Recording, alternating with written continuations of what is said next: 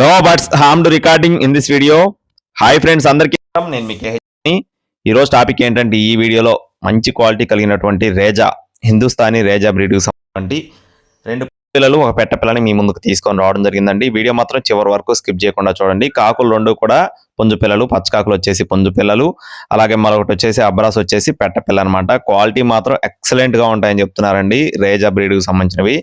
అలాగే బ్రదర్ అయితే గతంలో మన ఛానల్ ద్వారా చాలా పోస్టులు అయితే పెట్టారండి. మీరు కూడా చెక్ చేసుకొని చూసుకొని తీసుకోవచ్చు. ఇది వచ్చేసి పెట్టపిల్ల, ఇక్కడ కనపడుతుంది వచ్చేసి పెట్టపిల్ల.